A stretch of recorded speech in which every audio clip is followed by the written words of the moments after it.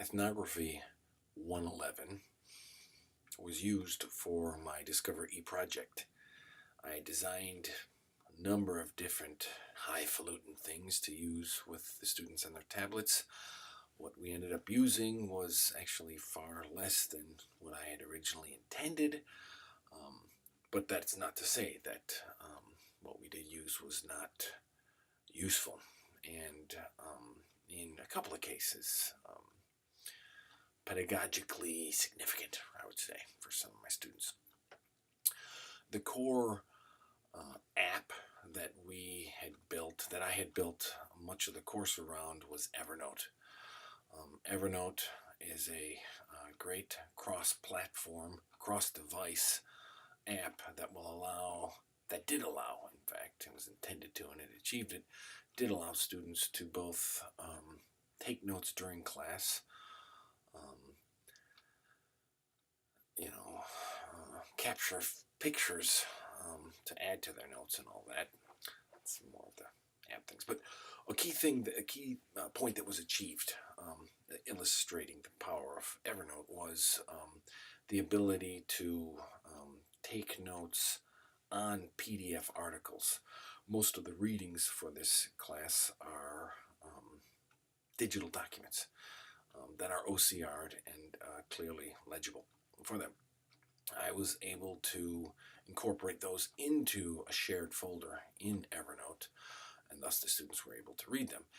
In a couple of cases, we were able to play around with the shared folder components, and what ended up being is group tagging some articles that we were reading for the class. I must say that the students were somewhat prepared for this prior to the beginning, because we had already been beta testing the idea of coding as a class, coding field notes, or let's say an interview that done from someone, that one student did an interview of someone else.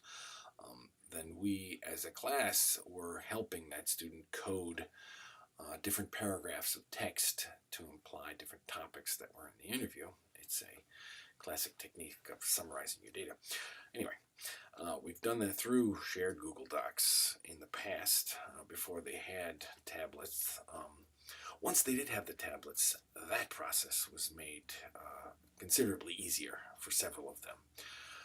Some of the students still wanted to do it on their portable laptops that they had, particularly some of the students who had nice, light, portable, thin laptops. They ended up using them just as often as their tablets.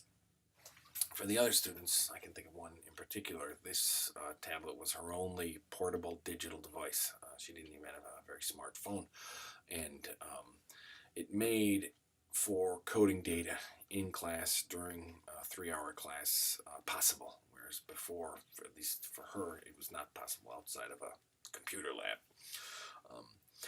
It was successful, I would say, overall.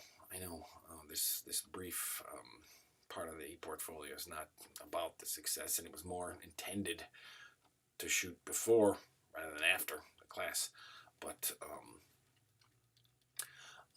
overall, I think there was some serious value achieved, particularly for the students who didn't have any other digital devices.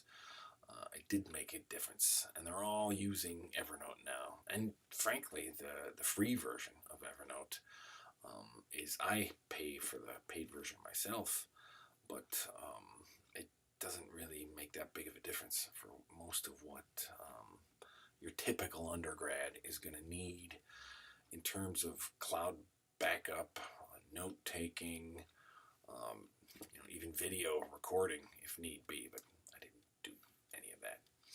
Anyway, overall, that's one of the big process. Like I said, I had 6 other different things. I used the attendance app. There's I forget what it's called, and 3 other apps.